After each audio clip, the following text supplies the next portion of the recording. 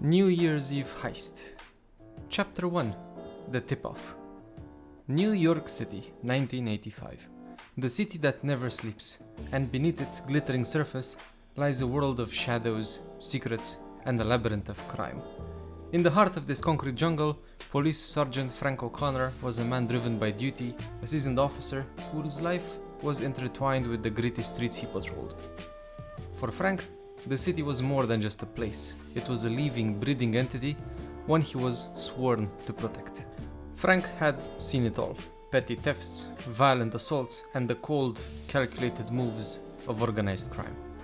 But nothing had prepared him for the storm that was brewing in the underbelly of the city. The mob, with its tentacles reaching into every corner of New York, was planning something big, something that could shake the very foundations of the city. Word on the street was that they were orchestrating a high-level heist, the likes of which the city had never seen. The tip came from an informant, a jittery low-level thug with everything to lose. "They're going for the Federal Reserve," he had whispered, his eyes darting around as if the shadows themselves were listening. Frank knew the implications of such a heist. The Federal Reserve held billions in currency and gold. If the mob succeeded, they wouldn't just be richer, they'd be untouchable. Chapter 2. The Web Titans. Frank's mind raced as he pieced together the fragments of information. The mob's leader, Vincent the Shark De Luca, was a man with a reputation for ruthlessness and precision. De Luca had a small army of loyal men, each one willing to lay down their life for him. They were planning to strike during the New Year's Eve celebration, a time where security would be stretched thin as it is, with the city distracted by festivities. Frank had 1 week to stop them. The clock was ticking and he knew he couldn't trust anyone. The mob had infiltrated every level of the city's infrastructure, from politicians to police officers. Frank had to work alone. He pored over the maps, blueprints, and surveillance photos. He followed leads, interrogated suspects, and spent sleepless nights in his tiny apartment, his mind a whirlwind of possibilities and dead ends. Frank's first task was to identify the key players. He delved into De Luca's network, targeting known associates and hangouts. The investigation took him deep into the heart of the city's criminal underworld. He visited seedy bars, attended clandestine meetings in dimly lit basements, and navigated shadowy back alleys where danger lurked at every corner. Each step brought him closer to the truth. Each revelation was a piece of a deadly puzzle. Chapter 3. Dark Alleys. One particularly rough night, Frank found himself in a rundown bar in Brooklyn, a known hangout for De Luca's men. He sat in a corner nursing a drink, his eyes scanning the room. Conversations buzzed around him, snippets of information floating through the air. Frank's patience was rewarded when he overheard two men discussing a big score and tunnel plans. His heart pounded as he realized he was on the right track. Frank tailed the men, maintaining a careful distance. They led him to a warehouse by the docks. Frank watched from the shadows as they unloaded crates of equipment. He snapped photos, noting every detail. The next day, he followed another lead to a construction site where a tunnel was being excavated. It was a perfect cover for their underground activities. Chapter 4. Connections. Frank began to connect the dots. He mapped out the network of tunnels beneath the city, cross-referencing with utility plans and old blueprints. Each discovery added to the growing picture of the heist. He worked tirelessly, often skipping meals and sleep, driven by the urgency of the situation. In his small, cluttered apartment, Frank spread out maps and blueprints across his dining table, transforming it into a war room. Each document revealed new layers of the mob's plan. The tunnels were old, dating back to the Prohibition, when bootleggers used them to transport illegal liquor. Frank marveled at the mob's ingenuity in repurposing the labyrinth for their modern-day heist. Frank cross-referenced the maps with recent construction permits, discovering a series of seemingly unrelated projects that, when linked together, formed a direct route to the Federal Reserve. He traced the tunnel network with his finger, noting each critical junction and potential access point. Every new connection made the plan more tangible, more real. Chapter 5 Underground Expedition. To get a better understanding of the tunnels, Frank decided to go underground himself. He arranged to meet with an old friend, Joe, a retired city engineer who had worked on the subway system for decades. Joe agreed to guide him through the maze of tunnels, providing insights that only years of experience could offer. They met at dawn under the guise of an early morning jog and descended into the depths of the city. Armed with flashlights and wearing old work clothes to blend in, they navigated through the forgotten passageways and narrow corridors. The air was damp and stale, filled with the distant hum of the city above. Joe pointed out structural weaknesses and hidden access points, his voice echoing in the confined space. "These old tunnels are godsend for anyone wanting to move unseen," he said. "Back in the day, we used them to avoid prohibition agents. Now, it looks like the mob is using them to avoid you." As they moved deeper, Frank's unease grew. The tunnels were a perfect hideout, providing countless escape routes and places to stash stolen goods. He knew that once the mob was inside, catching them would be nearly impossible. The tunnels were a city beneath the city, a place where law and order struggled to reach. Chapter 6 New Discoveries. Back at his apartment, Frank compiled his findings into a detailed report. He highlighted key locations and potential weaknesses in the mob's plan, preparing to present his case to his trusted colleagues. He knew that the next steps would be crucial and that any mistake could cost them dearly. Frank also contacted an old friend from his military days, Mike, who now worked in private security. Mike had experience with tactical operations and could provide invaluable support. The two met in a dimly lit diner, their voices low as they discussed strategies and contingency plans. Mike promised to gather a team of experts who could assist with surveillance and infiltration. Determined to leave no stone unturned, Frank visited the city archives, digging through records that dated back decades. He uncovered more details about the tunnel system, including secret passages and forgotten exits.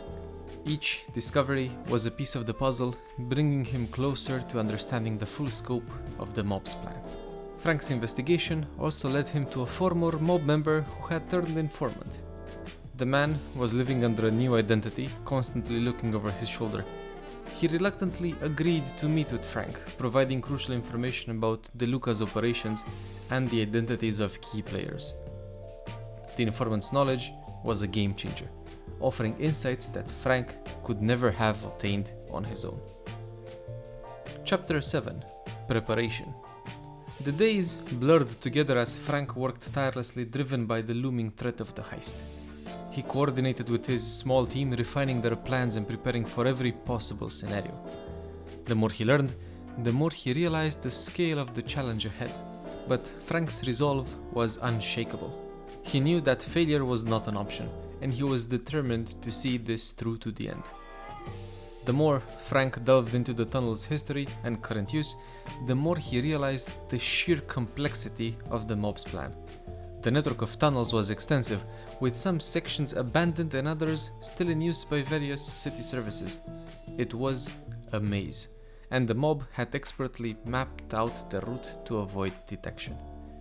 To ensure he hadn't missed anything, Frank set up a makeshift command center in his apartment, complete with maps pinned to the walls, notes scribbled on every available surface, and a timeline tracking the mob's activities.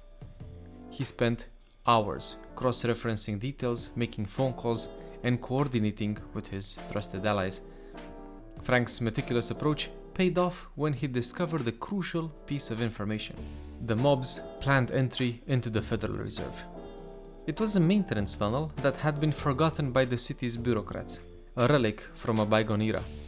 The tunnel led directly to the building's lower levels, providing the perfect access for DeLuca's men.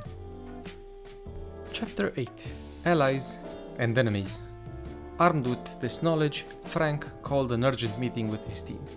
They gathered in a safe house away from prying eyes and potential leaks. Frank laid out the details, explaining the mob's plan and their intended route. His team listened intently, their expressions growing grimmer as the full scale of the heist became clear. "We need to be ready for anything," Frank said, his voice steady but filled with determination. This isn't just about stopping a robbery.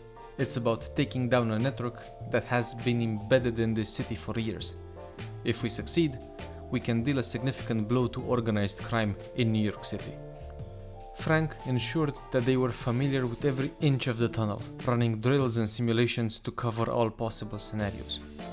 They worked on communication protocols, emergency extraction plans, and coordinated with outside support from Mike's security team. Chapter 9. The Night Before. As the night of the New Year's Eve celebration approached, tension hung in the air. Frank knew that the mob would be on high alert and any slip-up could mean disaster. But he also knew that they had the element of surprise on their side. De Luca's men were confident in their plan, unaware of the storm that was about to hit them. Frank took a moment to reflect on the journey that had brought him to this point. The countless hours of investigation, the narrow escapes, and the unwavering dedication of his team had all led to this critical juncture. He felt a deep sense of responsibility, not just to his colleagues, but to the city he loved. This was his chance to make a difference, to strike a blow against the darkness that threatened to engulf New York. As New Year's Eve approached, Frank felt the weight of the task at hand. The celebration was a time for friends and family, a moment when people came together to reflect on the past year and look forward to the future. But for Frank and his team, it was a reminder of the sacrifices they made to protect the city.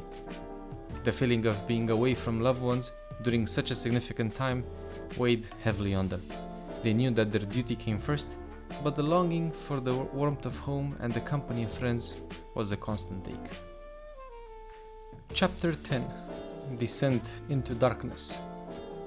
The night of the New Year's Eve celebration finally arrived, and as the city above celebrated, Frank and his team slipped into the shadows, ready to face the challenge that lay beneath the streets of New York. The culmination of their efforts, their courage, and their unyielding resolve would be tested in the labyrinth of tunnels where the fate of the city would be decided. As the New Year's Eve celebration roared above, Frank and his team descended into the darkness of the tunnels. The air was damp and suffocating, the walls closing in around them. They moved swiftly, each step echoing in the silence. Frank's instincts were sharp, his senses on high alert. He could feel the presence of danger, the electric tension of an impending confrontation. The tunnels were a maze, and the dim light from their flashlights barely penetrated the darkness. The team navigated through narrow passages, their breaths echoing in the confined space. Frank's mind raced, calculating their every move. He knew they were close when they stumbled upon a makeshift command center, abandoned in haste. Maps, tools, and discarded cigarette butts littered the ground, a clear sign that De Luca's men had been there recently. Chapter 11. The Battle. In the depths of the tunnel, they encountered the mob's men. A fierce battle ensued, a clash of wills and weapons. Frank fought with everything he had, his resolve unyielding. The confined space made every movement crucial, every decision a matter of life and death. Bullets ricocheted off the tunnel walls, the sound deafening in the enclosed space. One by one, they took down the enemy, the air thick with the acrid smell of gunpowder and sweat.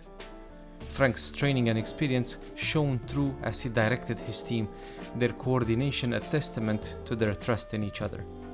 As the last of De Luca's men fell, Frank pushed forward, his eyes fixed on the prize. They reached the vault just in time. The mob's tech expert was moments away from cracking the final code. Frank's voice rang out, commanding and authoritative. "It's over," he said, his words cutting through the tension. The man hesitated, his hands trembling.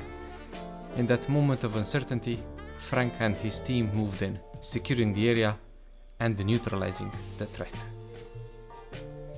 Chapter 12. Aftermath. The heist had been thwarted, but the war was far from over. The mob would regroup, their anger simmering beneath the surface.